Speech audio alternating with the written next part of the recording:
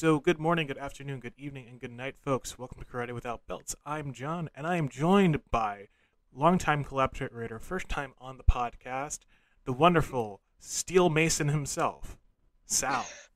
Steel Maceman. Wow. Mason. Is it if you say Maceman, is it like it's my last name or is it Mace Man like Spider Man? I don't know. He's not I have a very hard time knowing how to pronounce your last name. So, That's okay. so I'm just like the guy who does maces and looks really good for makes me look like the fat kid in the corner. Yeah, that guy.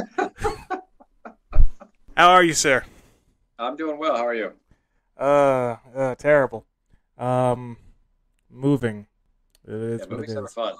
Moving is never fun. We've in a couple of weeks we'll have been in this house for about a year. So a year ago we were moving and yeah, it's not fun. No, no. Well, I'm doing it by myself, so it's like, the worst part about moving is you put everything in a box, and then you get the box and you send the box, and then you get back to your place and you're just like, oh, that had like three things that I needed, Yep. and then what was should have been in there's like five things here that should have been in that box. Yeah. It's like a chicken or the egg sort of thing. It's like if you box it up, then you know you're gonna need it later. If you don't box it up, then it's more stuff that you have to worry about. Yeah. And yeah, it's ridiculous. And then I've got to clean up some other guy's stuff who was here before me too. So kind of pulling double duty. Enough gnashing of teeth over moving. Zal, what have you been up to in terms of training this week? Yeah, this week and probably the past few weeks, they've really been getting a lot more into my yoga than my karate actually, and that's just because my schedule's changed a bit, so I've been able to make some more yoga classes, and I've been just really focusing on just some of my flexibility and mobility as it relates to my karate and my martial arts. So I'm always practicing all of those things, but I'd say right now there's probably more of an emphasis on my flexibility and mobility. Just no particular reason other than it's just sort of the way things happen. I tend not to have too much of a plan in my workouts, but I've just sort of fallen into this routine lately where I'm just doing more mobility work and such. That's interesting. The last three podcasts I've recorded, everyone has had a very similar goal in that Really? regard. Yeah, I feel that gets into one of the things we want to talk about, but also just kind of the unspoken issues that come up in training is just like mobility, flexibility, endurance, figuring out different ways to train around different body issues and whatnot. Mm-hmm. It isn't just straight on the dojo floor, everybody bow in and get going. Like it Yeah.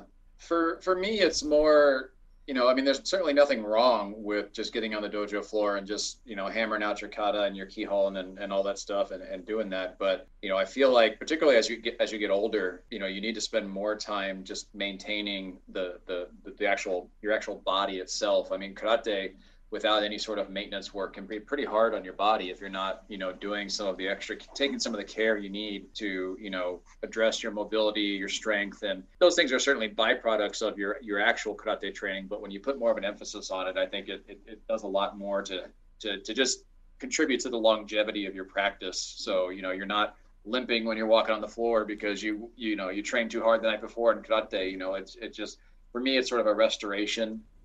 So, squeeze in a yoga class over my lunch hour, and then going to the dojo later in the evening. I usually feel pretty good because I'm limber, I'm loose, and ready for some good hard training. But I just feel it's better for my recovery as well. So it's for as frequently as I train, I try to just make sure I get mobility and flexibility work almost daily if I can. I think I mentioned this on a different area we talked on before, or a different platform, which was really kind of the same platform, just different, called something different. Right. But my just Pavlovian, something like that, unconscious psychological discrimination towards yoga, and just because of one of the past places I trained, and just I know it's like knowing, like I know yoga's fine, I know it'll be fine. It's like being afraid of heights. I know yoga's fine. I know yoga's good for me. I just don't like. It actually feels good when you start doing it. Just I can't do it. So. Yeah, it definitely. I mean, I think yoga definitely has a certain societal stigma with it, where and not one that I agree with at all. But I mean, where it's seen as not really, it's not a masculine practice, right? I mean, it's the sort of public image of yoga for the most part is it's sort of something that women do and Right. something that ladies do. And, I've definitely had men make comments like, oh, you do yoga? Like, do you wear tights too? And like, I'm like, and I don't really care. I'm like, I'm there because it makes me feel good. It's good for my mobility and for my health. And, I would do it every day if I could. Yeah. What's wrong with men in tights? Yeah, exactly. Absolutely nothing wrong with it. We got trees, we got birds, we'll do yoga everywhere. Yeah, but I think a lot of people just are sort of self-conscious, and so it's hard for them to put themselves in some of those in like a yoga class where they might feel uncomfortable. But really everybody's just there for their own practice. There's no judgment. You're just there to do the best you can and enjoy your own personal practice. And that feeds over into the karate, where it's like, if you hadn't done that, do you feel you'd be able to approach your karate the same day, the same way?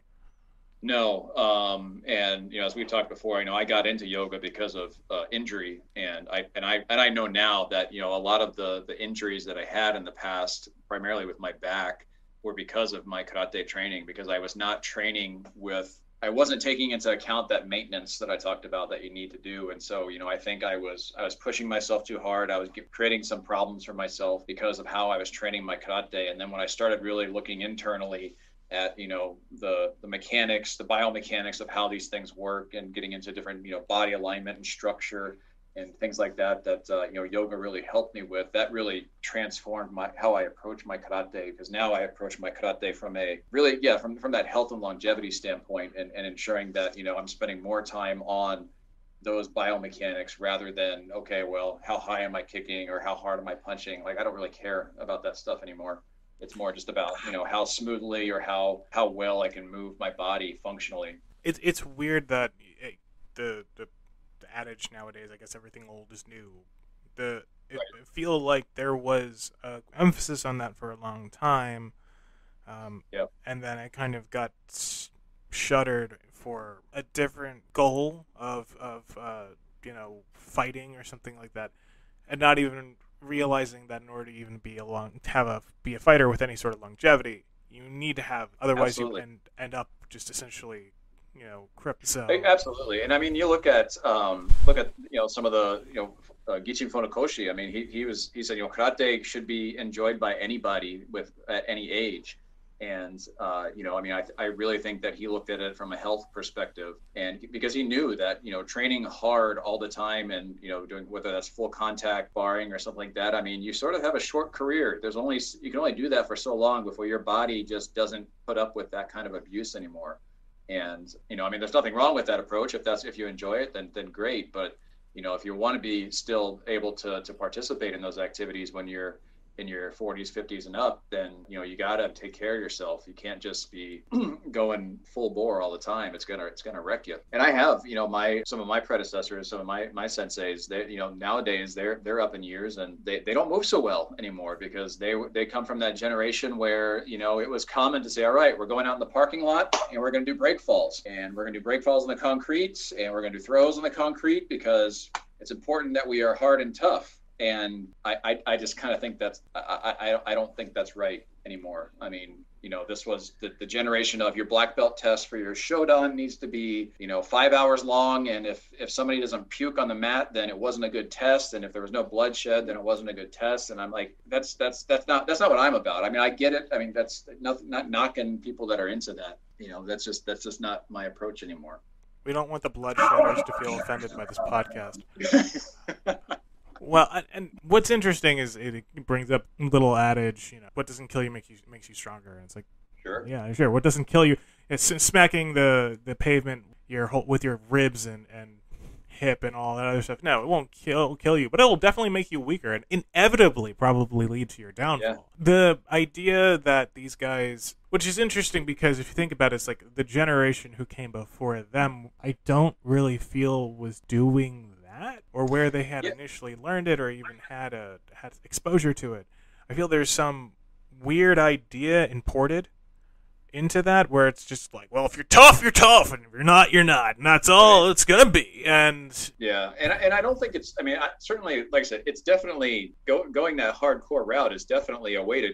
It's a way to do things, right? I mean, if your goal is, if you're doing competition, if you're doing full contact competition, then I mean, the context with which you train is important, right? I mean, if you're just doing, light to no contact sparring with the ambitions of going full contact, well, I mean, you're not really doing yourself any favors. You want to train for what your intended use of the art is. But, if you're like me, an IT person who's working on a keyboard all day, I mean, why do I need to go to the dojo and bloody my knuckles and, bruise my ribs and go that hardcore if I have no intention of ever using that in that way? I mean, a lot of times it depends on where you live too. I mean, people who live in maybe more violent communities or something, they tend to, they might have a need to have some more serious and violent training, and that's fine. But I mean, for where I'm at, I mean, I'm fortunate that I don't tend to have to worry about those things too much. But I try to take care of myself and train to the point where should something happen, God forbid, that I could competently de-escalate or handle myself. But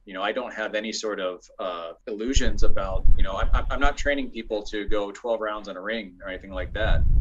It's training for civilian self-defense rather than, that competition mindset. Well, and the competition mindset can also be thrown by that. We're going to train the intention of training really hard, but in actuality only doing kind of the semi-contact stuff. Yeah, then you're essentially fooling yourself into training that's not going to actually fit what you want. But at the same time, the overly violent stuff tends to breed the issues that it's all trying to combat. Yeah. So that can also be an issue. But in our training, we had talked about this a little, that things over time change.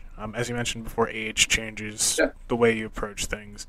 Mm-hmm. Different time periods change the way we look at things. And I think one tact I wanted to get into today, and I feel you're a great person to do this with, is the inevitabilities of training. There's inevitabilities that we always face that aren't really explicitly told to us. No teacher is going to sit you down and be like, all right, this is what's going to happen to your training.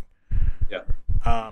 These are just things we end up discovering, consciously or unconsciously. And I wanted to get your perspective on that, as somebody who's had to do that, and somebody who's seen that happen with others. And I think one thing, we just mentioned it, but I think one thing I want to kind of start with is kind of understanding where our teachers were at the time that we were learning. I don't think this is something we really consider a lot, is that our teachers were in a certain place when they were teaching whatever version of what we were learning. Yeah. What a lot of people end up doing is they say, well, that's the way it's done. That's the way it's always been done. And that's the way my teacher did it. Yep. Yet at the same time, they're not taking consideration. They had learned from somebody else. They had probably learned something different. Yep. And the way their teacher might be doing that now, probably not the same as when you learned it.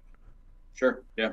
So I was just going to say, I think coincidentally, I was having a conversation with one of my brown belts here within the past couple of weeks that's sort of related to this topic, and that, he's very interested in sort of how, because my sensei is not around anymore in terms of, he doesn't have much of a presence anymore in the dojo. He stops in when he's able, but it's really not very often. So I often get questions from students like, well, what was it like training under him?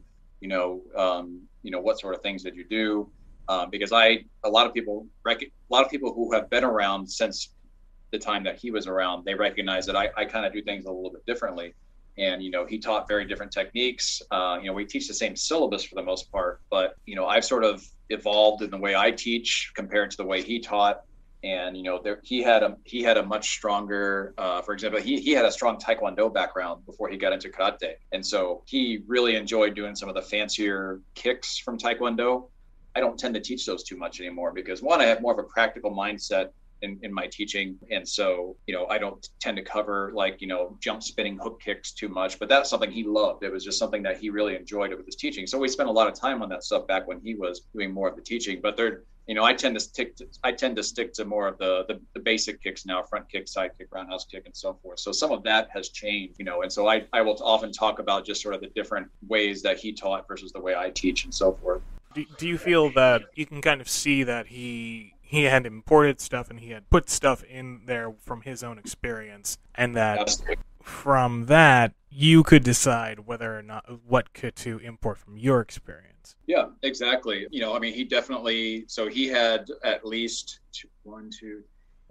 he worked with at least 3 or 4 different senseis as he was coming up, on his journey. And so, the way he taught, he had elements of all of those different teachers, that he expressed through the way he taught. I've been now training sort of without my sensei for much longer than I actually trained with him. I only trained with him for about 6 or 7 years, and then he sort of started stepping away from formal teaching, and then eventually was just not teaching anymore at all. So, I've been working on my own for 14 or 15. And so a lot of what I do now is based on my own, just sort of continually iterating on the things that he taught me, but also things that I picked up along the way and through my own experience and so forth. So I would say now there's even less and less of his influence on what I cover now. I mean, compared to, if you and I had this conversation maybe, 10 years ago, I probably would have still been teaching a lot of the same stuff that he did, but now I don't so much. Did you ever feel conflicted about having to progress or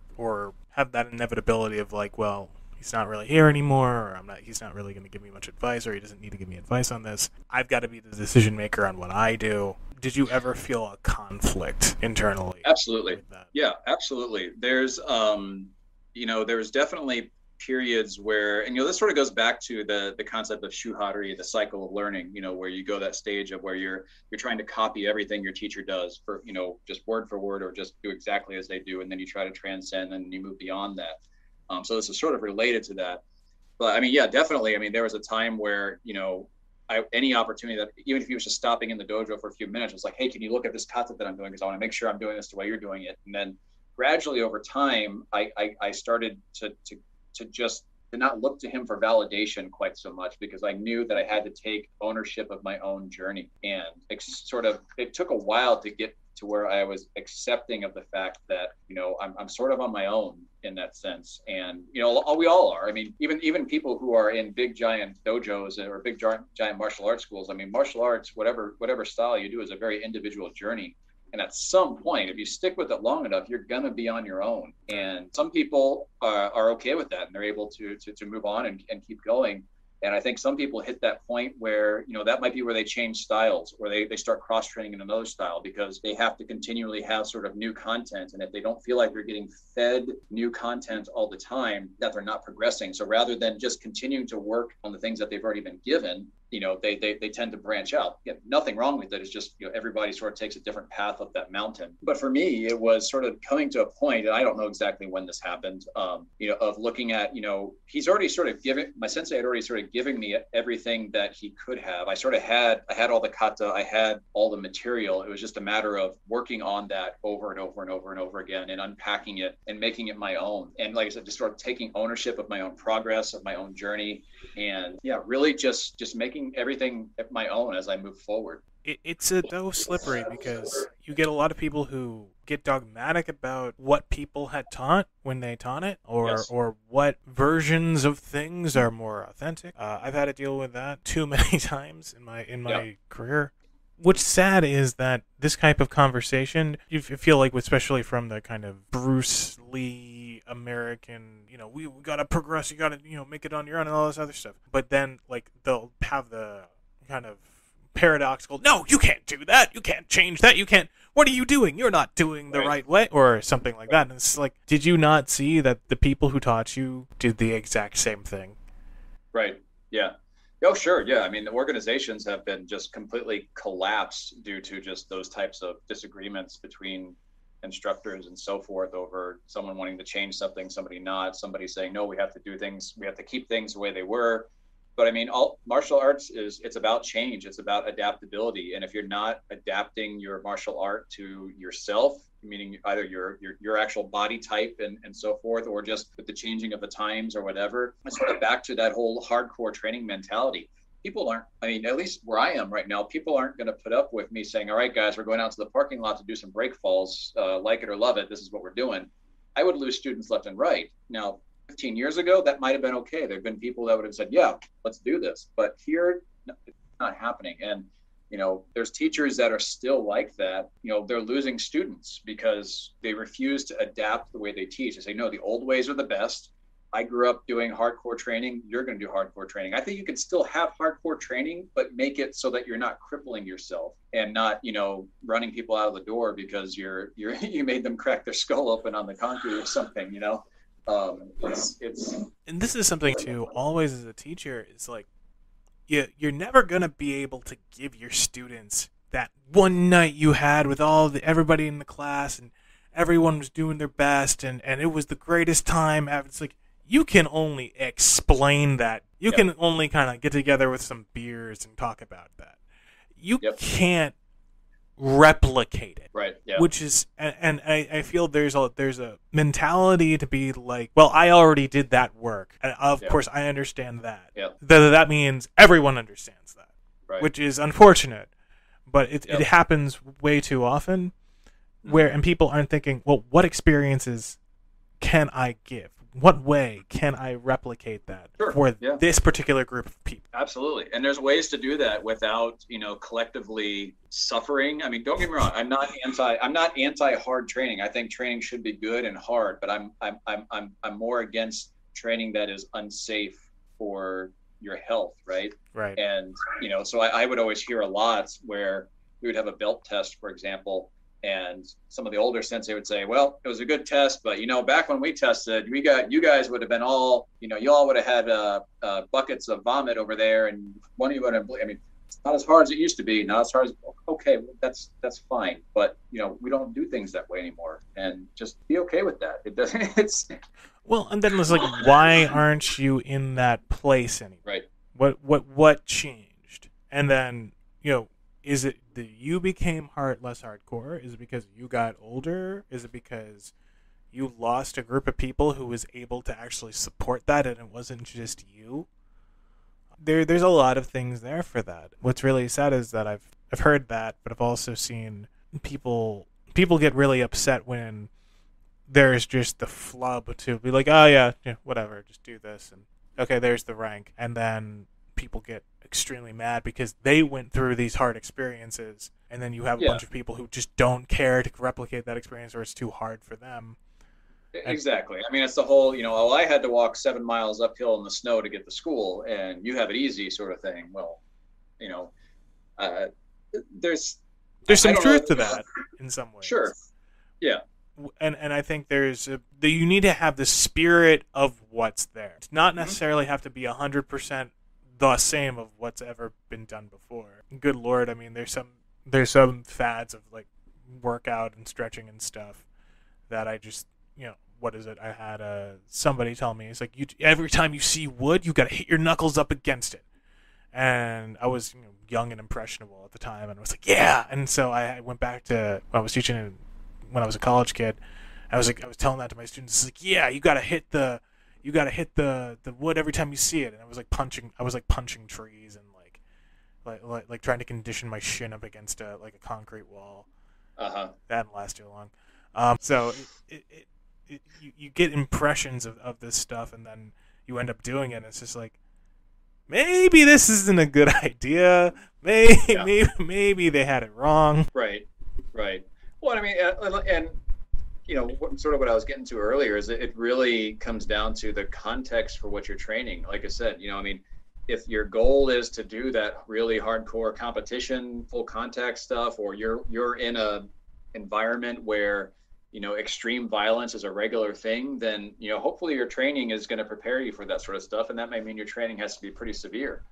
I get that, but telling someone whose day job is they're bagging groceries every day and they live a pretty calm and peaceful life, I mean, why does that person need to beat their knuckles to death to where they can't, to where they've got these huge calluses on there just because that's the hardcore way to train? I mean, what for? It doesn't make sense to me.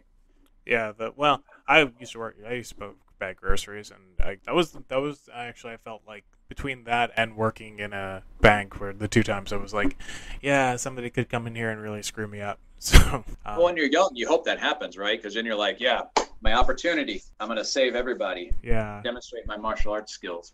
Yeah, I was not that. I was like, no, I don't want this to happen.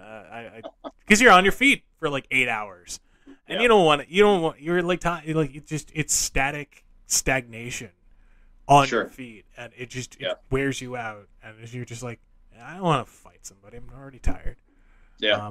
I gotta. Yeah, I mean, I was not even supposed to be here today. Right. I was a doorman on our college campus here in my early 20s when I first moved here. And, I, of course, at that time, I was probably a young purple belt or something, and of course you have all these romantic ideas of, oh yeah, just someone step out of line here in the bar and I'm going to demonstrate, how cool I am. But I mean, reality it was a really boring job. And, I was just checking IDs, and if something went wrong, you call the cops. It wasn't, it was not, it was not like a Patrick Swayze movie or something. I swear, I complete digression. I had a student who's upper elementary school and was like, Mr. John, do you know who Patrick Swayze is?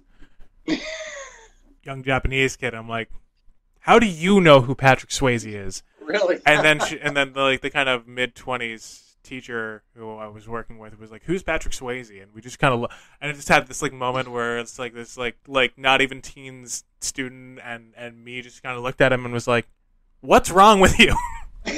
All right, everybody sit down. We're watching Roadhouse. No. That's not what happened. That's oh god, now I got to edit this part out. No, Roadhouse is what we're going to eventually cover that on this podcast, because to my mind that is hillbilly Chinese connection.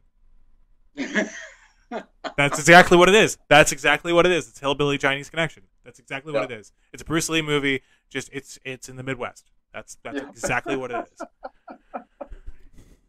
That was a fun digression. Yes. We should stay here, but unfortunately.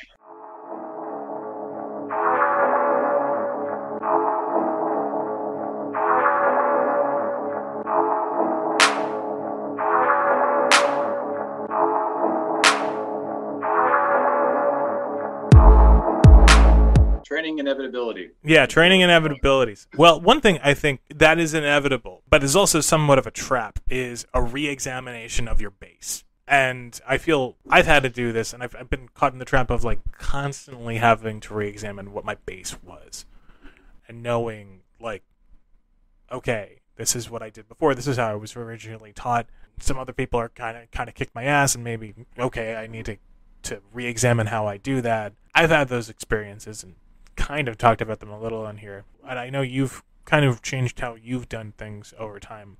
How often do you feel you need to re-examine your base, both in terms of your training and then in terms of kind of how you spotlight things in your curriculum? How are you defining base? So are you talking just like your foundational skills, your foundational system, or what you would do on the normal for how you train, right? So I had a base that was just like ramshackle. You're doing a little karate over here, a little footwork over here, maybe this odd sparring drill over here, and then like 5 hand-picked things from different arts over here. That was kind of my initial work and training, and then I had worked with a more traditional, straightforward curriculum, and then it was all just kihon. Nothing in terms of like endurance or training or like sparring and whatnot. Now how I re-examine my base is that it has to be a little bit of everything, but it all has to be connected. Yes. That kind of in summary journey with that. But for a little while I was constantly questioning, is this right? Is this right? Do I do this? What's the most important? I don't know. And especially when you step out on your own, it's just an inevitability of like, what is important? I need to decide that. I don't know, you've thrown in a lot of kind of, I don't want to say imported anything, but like made good use of the mace, have made good use of other stuff that isn't necessarily showed up in your curriculum. Right. And I guess, is that something you had to re-examine? You ever had a struggle in re-examining? So yeah, it's funny because you said you had kihon over here and this over here and this over here. Everything's just sort of disconnected. And I definitely, again, I couldn't tell you exactly when this happened, but I started. It was at this point where I was still very much copying the curriculum and the teaching methods of my sensei. And at that time, we had our kihon, we had our kata syllabus, which is the Shotokan kata. And then we had, and we would spar every now and then, but then we had separate, sort of pre-built what we called self-defense techniques for each rank. So each rank you learned like 2 or 3 different self-defense techniques, and you had to, perform those at a test. And if you did them right, great, you're good. And there's nothing wrong with them, right? They were good, effective techniques. There were a lot of soft style grappling sort of stuff, Nikyo, Yonkyo, different throws and things like that. Perfectly valid techniques. But after a while, and this was really as I started getting more into understanding kata application, I started thinking about, well, why, if my kata is supposed to be for self-defense, why do we have this separate list of self-defense techniques that has absolutely no relationship whatsoever to the kata? And I definitely hit a point where I'm like, you know what? I'm just not going to teach those things anymore. My sensei's not around. He doesn't care. So I focused more on the kata and started extracting the applications from the kata. And I tried to use the kata as the tool to teach my students. So it was, we learn the kata, and then we break down the movements with partners and start exploring how those movements, because I wanted the kata to be useful to the student, not just something that they make look pretty for their belt test, right? And then, all right, they still have no idea what these different movements mean. I want them to be able to use the techniques that are in there. So it was sort of like I threw out all these self-defense techniques as a separate piece of the curriculum, and shift gradually. This wasn't like an overnight thing. This took a few years.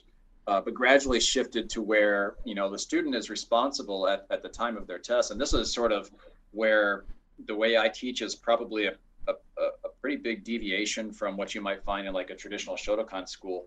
Not only are they having to perform their kata, but they're going to demonstrate, applications from that kata, and not like long distance applications, sparring type stuff, but it's all usually generally close range grappling type applications. And so I really wanted those kata to be able to, that's the most important thing. Everything that we do gets tied back to the kata. Our kihon is pulled from the kata.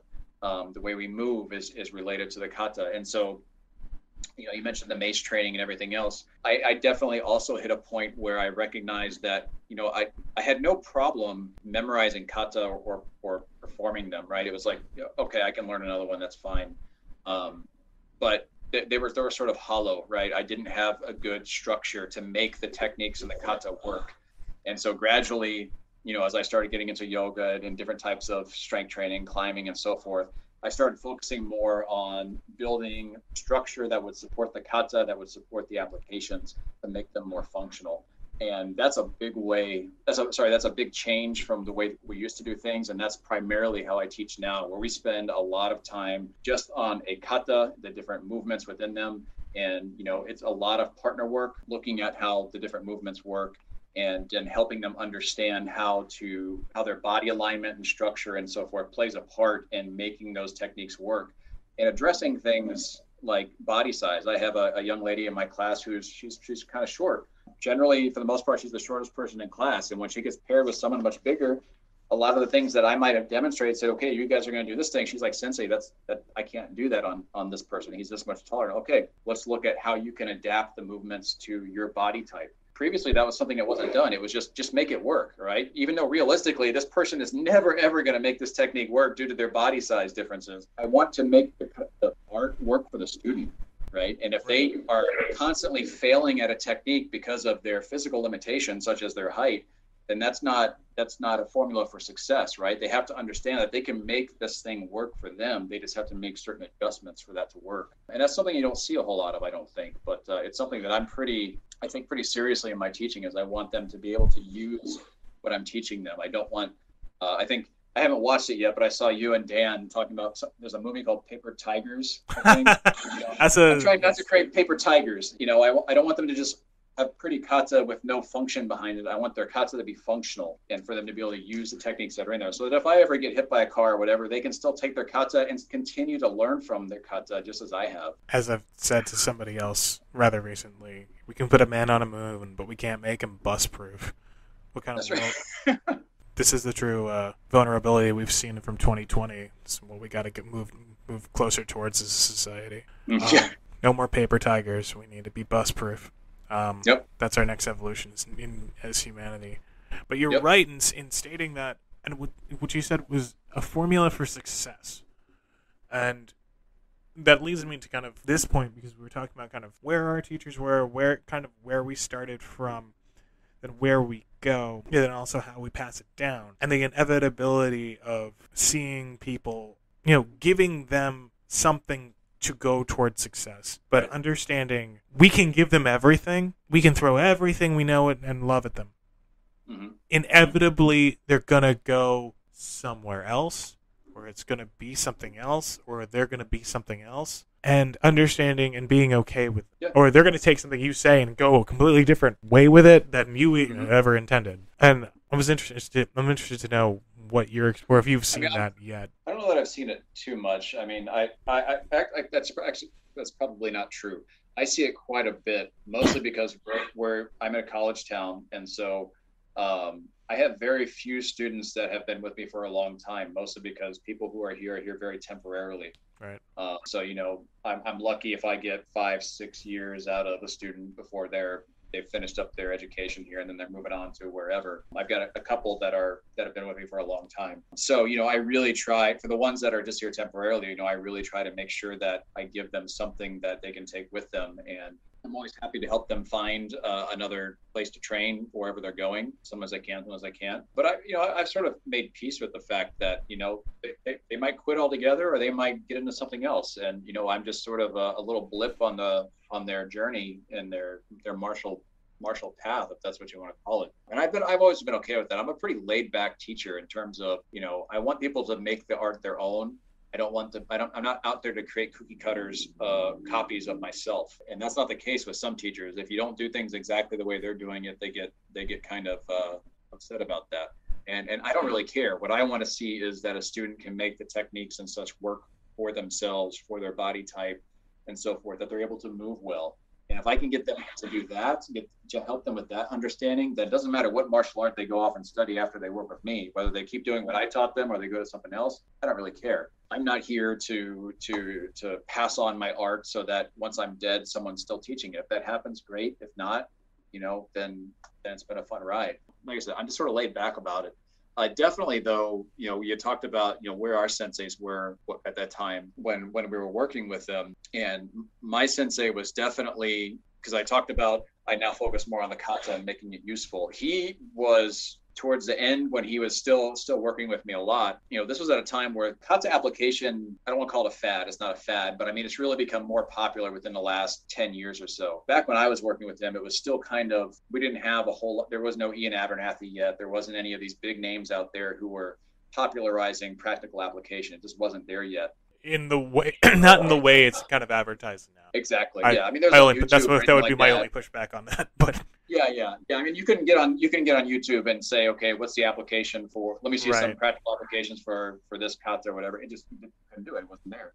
Right. But my sensei knew about kata application, and he knew there was something more there than just performing the kata. So, I mean, he did his best to instill in me a curiosity about there's something more here. And if you keep working on this, you will find something. And I think it is thanks to that I was able to take that ownership of my training that I talked about, even though it took a while. It was, it's kind of like, well, my sensei's gone, but I have all these books that he left behind. There's answers here somewhere. If I keep going through these, I'm going to find them. And I feel like I did.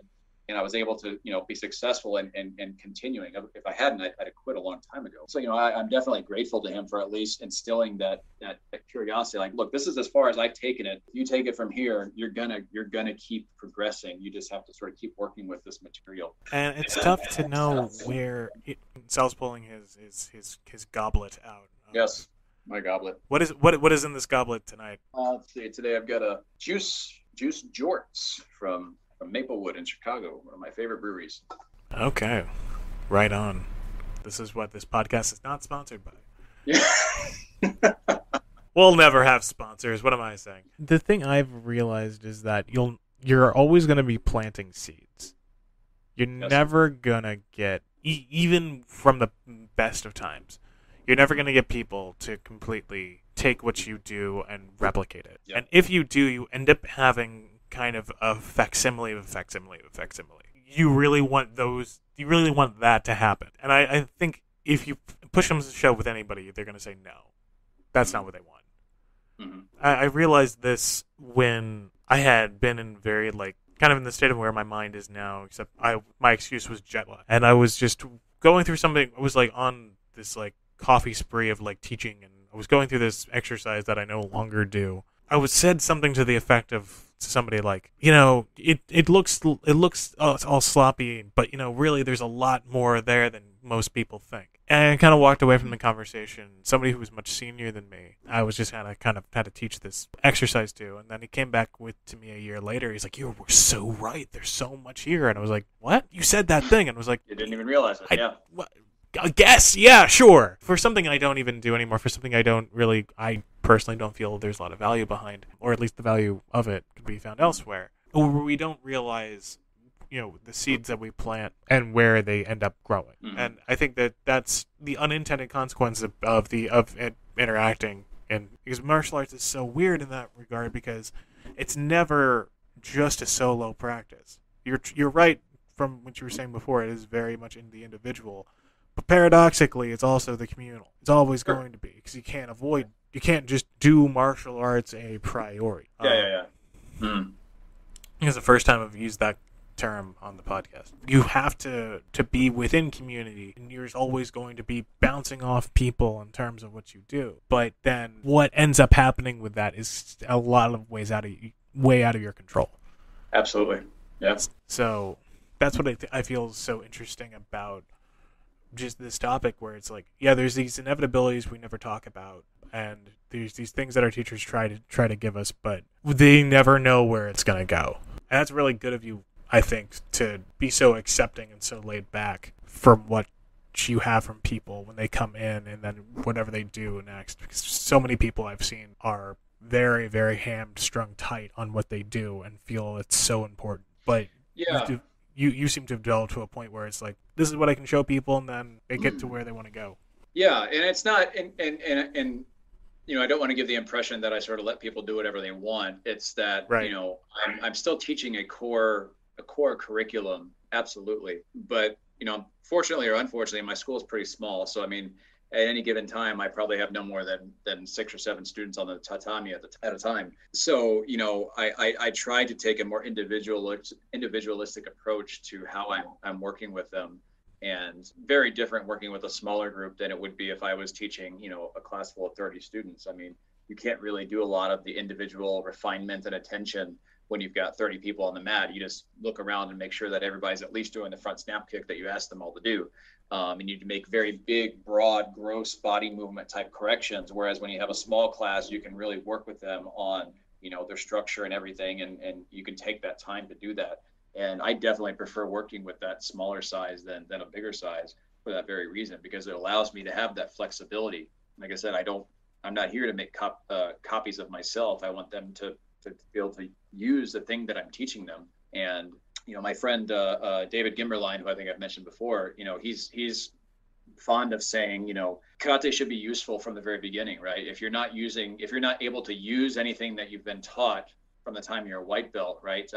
The stuff you're learning at white belt, you should be able to use that. It shouldn't be that you have to be a black belt before the techniques can be used effectively. So, I really try to really emphasize that function from the get-go, right? So, if they're a white belt, yeah, they're learning how to break fall. They're learning how to take someone to the ground. They're doing all of this stuff from the very beginning. They're learning about structure and alignment and all of that, because why wait? I've actually had people say, you should really wait till you teach that stuff. Like, well, maybe just get them the gross body movements and then you can teach us. Like, why wait? What's the big secret? Why hold back? Just teach them what it is now. Why do you need to wait until they're a black belt to tell them that, hey, everything you learned up until this point is wrong? Now you need to do things differently. Why would you do that to someone? That's terrible. I have heard and seen this attitude, but I've never understood it. Like, this is how you teach white belts. This is how you teach black belts. Right. And like gross body movement, don't worry about the details, camp, or kind of part of the spectrum. But then there's like, well, this is what it's really going to be used for. And it's like, nah, you're going to use the paint the fence to paint the fence paint the fence. Like, like you're gonna do the real thing at first, because you want the people to be able to do the real thing. And that's more like rank guarding than anything else. If people are just worried about people walking out the door with stuff, or the whole thing. Well, now we teach you the secret stuff. You're among the black belts, so now we're going to teach you what that rising block movement really was for. It's not actually a block, by the way. Well, I tell white belts that when they're a white belt. Yeah, it's not just a block. It's all these other things as well, because I want you to be able to use this tool that I just showed you how to use. Yeah, that, like you said, guarding the secrets or something, like, oh, you have to wait until you're a serious student before I can tell you that, this is actually a choke and not a outside block or something like that. Well, why wait? Just tell them what it is. It's a very 1990s thing too, because I feel like Yeah. anybody can find that now. Like anyone can find now. Like, I feel there's enough people out there who say that stuff where it's like, the blog isn't really a blog; it's more of a strike, and then that leaves these people open to like charlatans, essentially, who will take Sure. a lot of money from people, from other people, right? Right. Because if you're worried about the business, Mm-hmm. to learn the stuff you're not teaching, right? Or the stuff, and then they get frustrated and whatever. And it's like, just go for it, do what you can. Yeah. And you're sort of managing their expectations in a sense. And, I find myself saying a lot to some of my students that, when you get up into the black belt ranks, I mean, whatever perception there is with the general public or the media about what a black belt is, I mean, that's a whole other podcast in itself, I'm sure. But, people think they're going to start learning all these secret techniques and these advanced techniques. And really, you're just doing the same techniques. You're just getting better at them. So, I always tell my students, like, I'm not teaching a new stuff. You're seeing the same techniques that you saw when you were a blue belt. You're better at them, and you're getting better at using them. Like, there's no secrets here, guys. Like, I'm an open book. I'm not holding anything back from you. It's like, what you see is what you get. You don't suddenly become exposed to all the secret pieces of the art when you're a Nidon or something like that. It's not the case.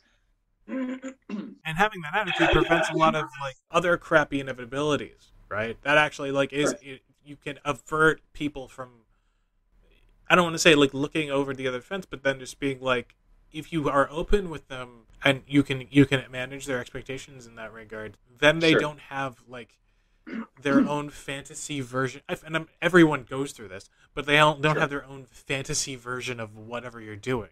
Like, you're very real with them at first. They'll have more of a very real idea of what's happening. Yeah. And the other side of that is like, if you're so quote unquote mysterious or whatever with it, you're just setting people up to fail. Yeah, and I've been through that coming up, through the Q ranks where I would hear senseis say, "Oh, well, your ki is not strong enough. Once you do that kata more, your ki will be developed, and then you'll understand. Do that kata 10,000 more times, and you're like, really, you just don't know, dude."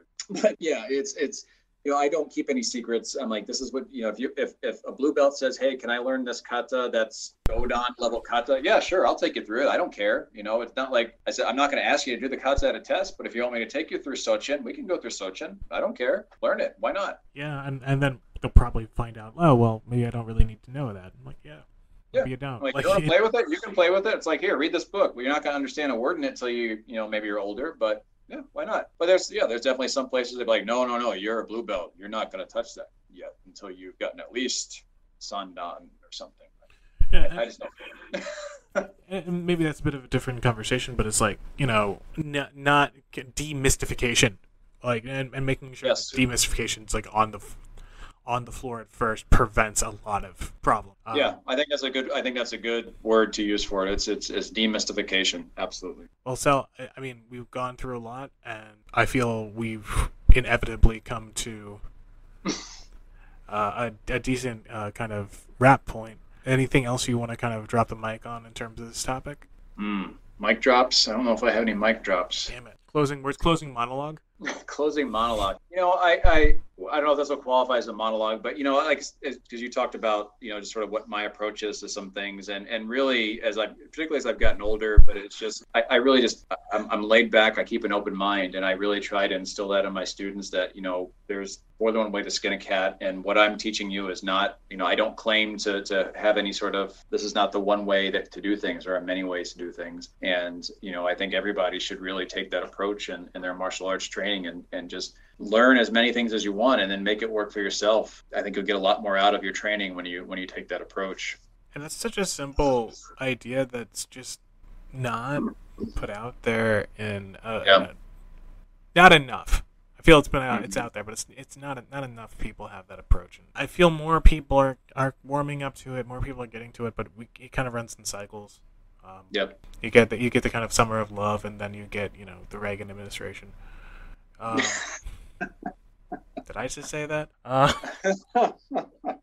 Anybody can interpret that to mean what they want to. All right, that's that. I'm too tired to edit. Yeah, I don't know if karate will change for the better in that regard. I feel we're gonna have to run through a couple more generations before we kind of come out to a more generalized version of that. But do you think it'll become less? Do you think over time it will become less about styles and just sort of stylistic and more about just what works? If this counter-revolutionary propaganda I'm creating right now works, I mean, that's the plan. Like if there's a way to kind of like, not counter-revolutionary, sorry, revolutionary. We're on the other side. Right. We're pushing back against people coming on our shores to a degree. Right. Except being very open. That's a different podcast. Sorry, I'm mixing up the Bay of Pigs with this. I feel there's going to be a stronger push towards more practicality, more mixing, always going to bump up against perceived cultural notions, norms, and obviously ranking and style. Mm-hmm. Those things aren't necessarily opposed to each other, but they will inevitably bump up. So I feel we'll be able to get out of. There's no way out of it. There's just going to be a better way of and better attitudes of handling it. And I think once the next two or three generations kind of mull through it and kind of rediscover some different parts that aren't buried but are just not put on the forefront, we'll be in a better place for that, rather than running into what concrete throws and stuff like that. Yeah, I can see that. Well, aside from broken ribs, Sal, what else do you got going on this week? Yeah, not a whole lot. This week's pretty much standard for me. Just usual training classes. Trying to get. I need to get some more videos put together for Bujin TV. Trying to get some more beginner steel mace videos put together. It's just a matter of putting the time in and getting the recordings done. But when you don't have a camera person to hold the camera and do stuff, it's like you're kind of limited in how in depth you can go in some of that instruction. So I mean, that's always something I have on my to-do list, but I just haven't gotten around to it. Hire a camera. Yeah. Or a camera wife. I don't know. Sometimes I can get her to hold the camera for me, but she's real busy too. But yeah. Right now, no, things are pretty standard. Busy with work. I work at the university, so it's the start of semester next week. So it's busy, crazy, sort of uncertain as what's going to happen. There's a lot of traffic now because of all the students that are in town. So yeah, it'll be an interesting few weeks. I've got that kind of things happening, but I've got to go boats, trains, and automobiles, and boats, planes, trains, and automobiles, all of it. I'm traveling by all modes of transportation in the next week. Yeah, it's going to be fun. I'm also going to be able to go down and see our friends down in Okinawa, finally. Oh, nice. Final. So stay tuned, folks. Those episodes hopefully will be coming after this. We'll see. Awesome. We'll see. One of these days, I hope to get over there. So. Yeah, I mean, like, once all this nonsense ends, which I think will be with, unfortunately, vaccination cards. I only say that as regards to, like, now we have to have that, but I don't say that as, people shouldn't be vaccinated. Please, if you are listening to this and you don't have any real issues, please get vaccinated. Please. Please, like, I want Sal to be able to hit me with the steel mace at some point in Japan. Okay? Just please. I don't want him to have to, like, get a completely different passport, like, as regards to health. That, like, if you don't want the, like, Blade Runner future, please, like, maybe Tank Girl future will be okay at some point, but please. Come on, cool. I mean, I take the flying cars from Blade Runner, but sure, yeah. But I mean, like, but then you have to deal with, like, I don't know, Atari is still around for whatever reason, and then, like, where they make a huge comeback, and then we have Cylons or whatever, and then I don't know. I don't want to have to go through a Turing test and find out that I am a robot. I'm going off the way. Digressed again. No, well, yeah, that's what happens when you get like 3 or 4 hours of sleep in little patches everywhere. Sal, thank you so much for coming on. Yeah. Always a pleasure. Yeah, always a pleasure to have you on whatever we do. And sure. Cool. Folks, Sal, thank you again. And folks, don't forget to keep training.